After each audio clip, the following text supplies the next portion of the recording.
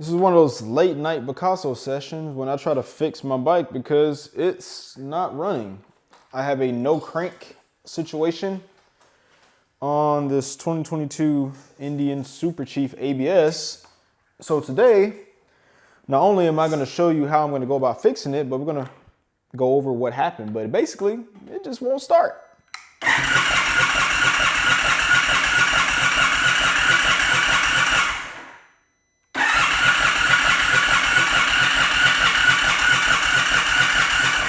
When I tried to start the bike, it would try to turn over a couple of times when I actually still had fuel being primed. But eventually the engine light came on and it stopped priming the fuel pump, which means that the ECM basically said, hey, there's a problem, don't send any more fuel. And also it cut off spark. But you can see that engine light right there and also don't have any fuel in here.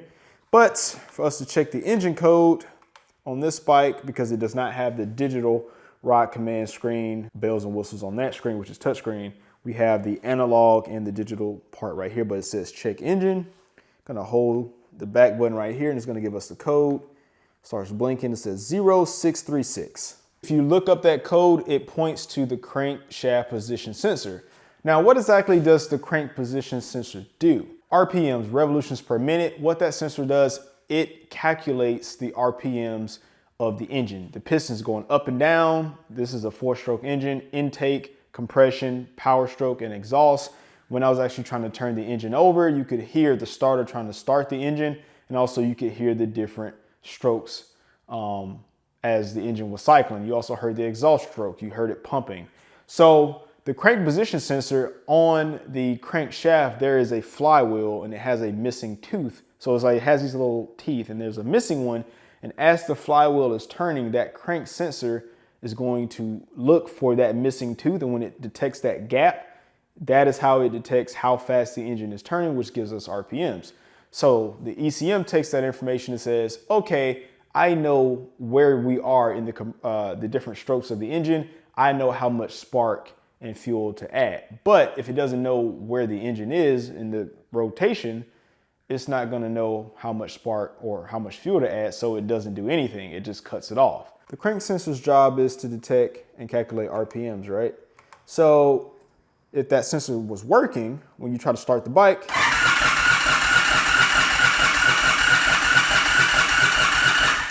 right, so that gauge is not giving us any RPMs. So let's start up this Indian Chief, which we know works. I'm not gonna fully start it up, but you can see this beautiful digital screen. But check how once I hit this fuel pump, watch the RPMs. So that shows you when a crank sensor is working, it is going to make the RPMs rise because the crank sensor is detecting the revolutions of the engine. So the next step is I'm actually gonna take the sensor off the bike since we know the sensor is bad, but there's one more way for us to determine whether or not this sensor is bad, and that's by checking the resistance of the sensor. I've already disconnected the crank sensor from the harness. This is the rectifier. It's only 2 screws holding this. It's gonna drop that down. And the crank sensor is held by 1 screw. Very easy to get off. I'm glad that they put it on the front of the bike. Unlike my Harley, it just pops out and no oil should come out. Pull it out just like that. All right, and that is the sensor right there. And that is the flywheel that the crankshaft position sensor is using to measure the revolutions of the engine right there in that little hole.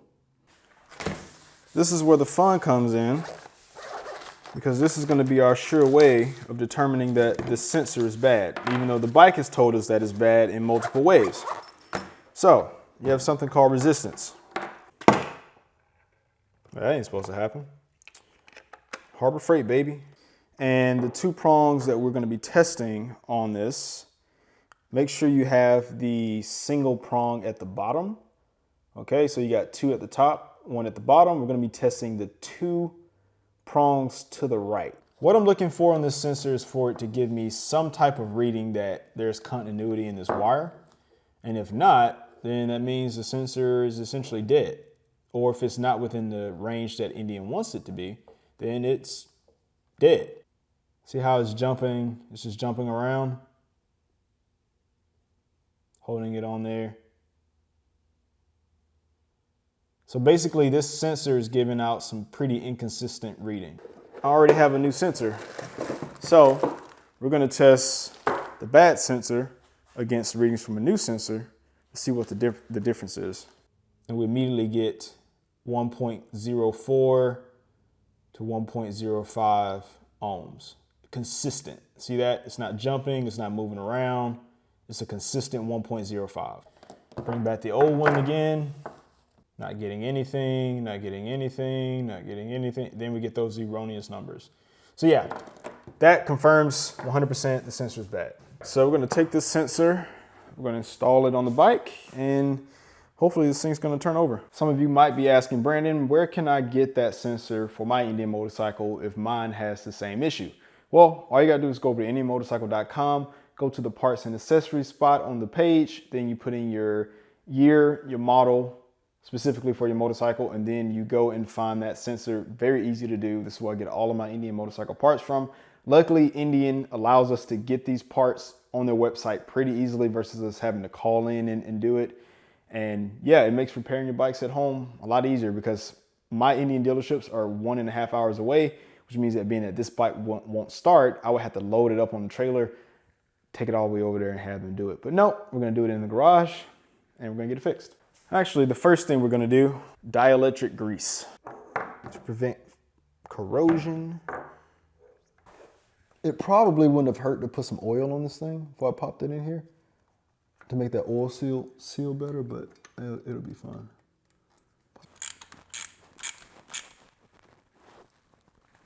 Rather than clean all this up, we're gonna go ahead and plug the sucker in. You know what, it's not gonna take me that long. I'll just go ahead and do it right. Not gonna take me long at all. Like that. Snaps in. I'll put the rectifier up later. We're gonna start it. Don't know what's gonna happen. I'll find out.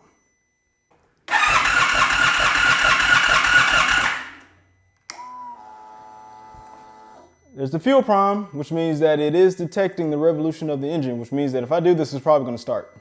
Let's see if we get RPMs when I hit this button.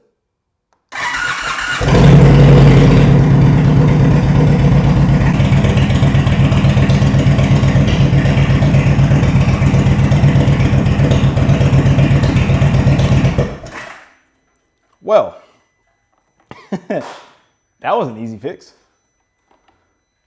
All right. So now you learned about the crankshaft and Indian motorcycles and their sensors.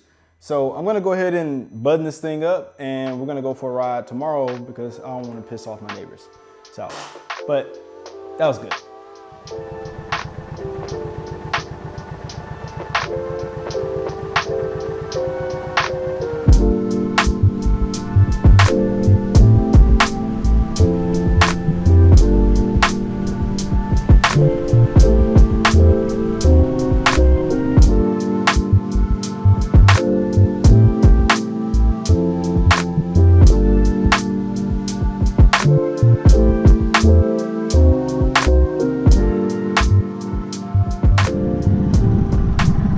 I love coming over here and looking out there.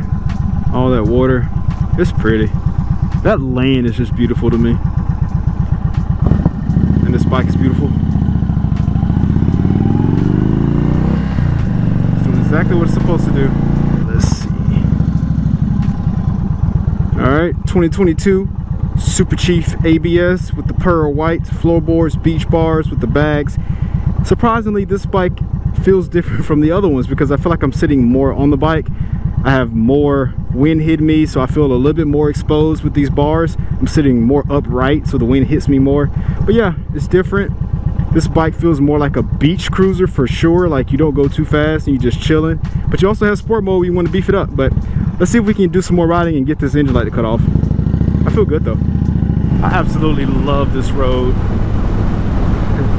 That is beautiful, and the weather is just right. We got the bike back on the street. It's riding good. There's nothing mechanically off that, you know, feels like it should be addressed, but the engine light is still on. Some of you know the story of this bike.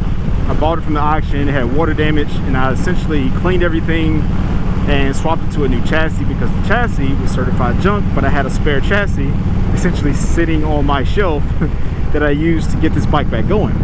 So even though the crankshaft position sensor did seemingly go out, what's interesting though is that Indians, they're kind of known for those sensors to go out.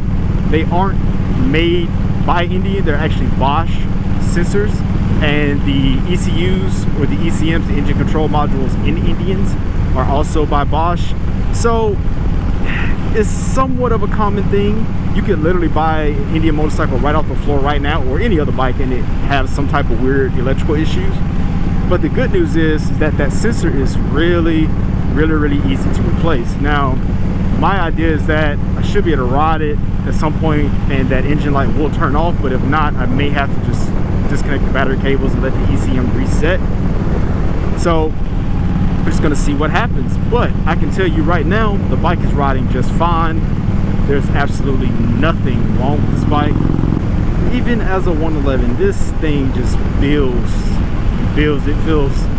it feels so good not to be a 116. It's like it has still a lot of torque, but it's a different kind of ride. But what's also interesting is that there's someone interested in buying this bike right now, and he's reached out, and I let him know up front before making this ride that I would be replacing the crankshaft position sensor because it went out. I straight up told him, like, look, the sensor went out, I'm replacing it, you know, it's a common thing. And he still wanted to go forward with buying it. So hopefully he gets it. Whoever gets this bike is it's gonna be a good buy. The bike, it doesn't even have 1,000 miles on it. I think at this point in time, it has, let's see, 893 miles on it, 2022. Changed the fluids on it, obviously. And I am asking $13,000 for the bike. So whoever gets it, man, they're gonna get a great deal. I think you could totally ride this bike for like a year to 2 years, and in this market it's a little funny, but you could sell it almost for what you paid for it, because the value of the bike, the bottom value of these bikes is right at like 12 to 15,000 bucks, because brand new this bike is right at $20,000. So I saved it from the auction, and my goal originally was to sell it, not because I don't think it's worth keeping, but it's so I can continue to buy more, rebuild them, and of course give people really good deals on them, and also me make a little bit of money to keep doing what I'm doing. Bikes with a lot of technology and sensors get a lot of rep because they're like, oh man, it's just one more thing to go out. But the cool part about these bikes, especially I guess these newer Indians, unlike the Gilroy Indians or any of the older ones, these bikes have the sensors and they have a CAN bus system. And they also have fuses, right? So some CAN bus systems I don't think have fuses. I don't really know. But the CAN bus system is essentially like, think of it like a computer network. And when that sensor goes out, that CAN bus system reports to the ECM, or at least it is a direct feed into the ECM.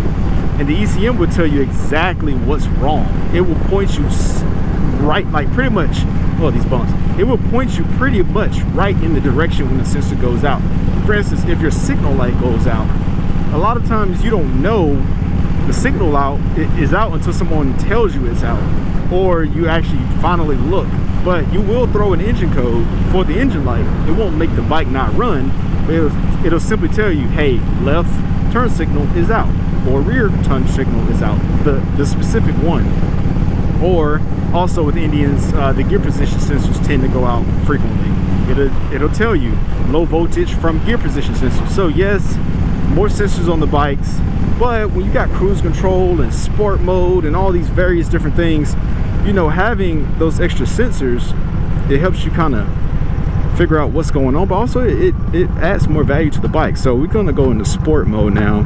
I typically do not ride this bike in sport mode because this thing with no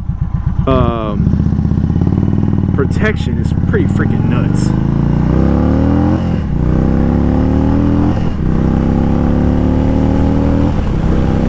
Oh my goodness. Whoa, I had to slow down. No, that second piece of torque. It's like the second level of torque kicked in when it got past the flat spot. Oh my goodness. I had to be a little careful there.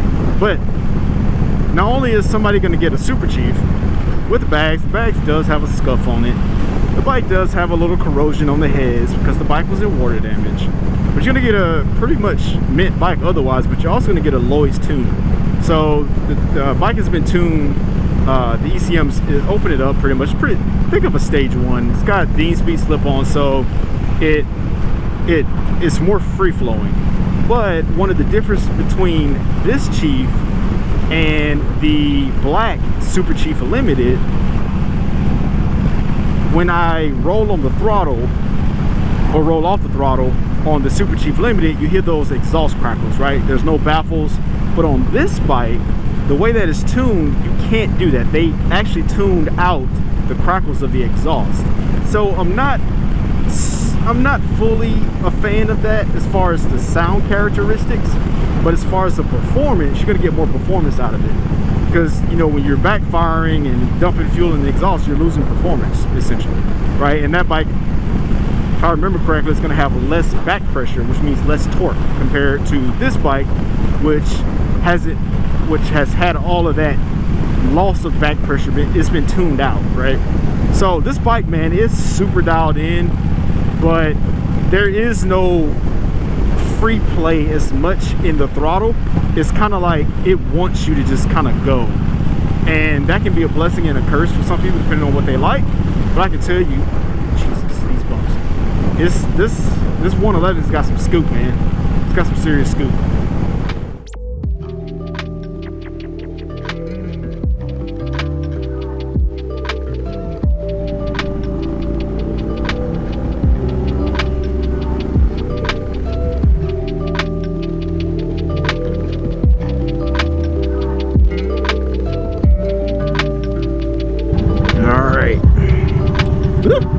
Back in the garage.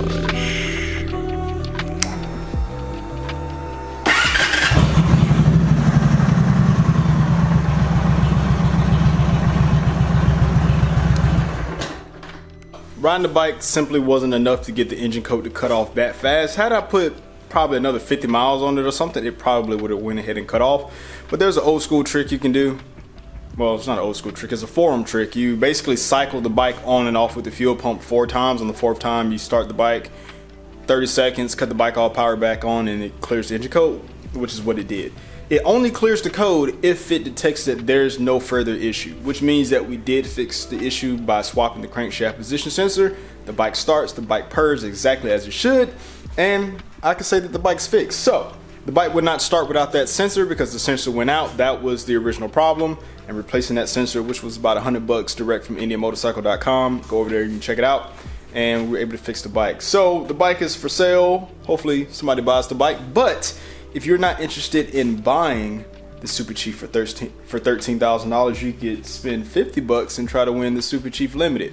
All you gotta do is head over to BrandonBicasso.com, buy our sticker pack. There's actually less than 50 entries available now. Not that many spots left. You can go over there and get a chance to win this bike. It's a beautiful bike, Chieftain wheels, custom seat, slip-ons, crackles in the exhaust with 6-inch Sports Chief risers. You can click right here and check it out. As always, I hope you learned something, and I will catch you in the next one. Peace.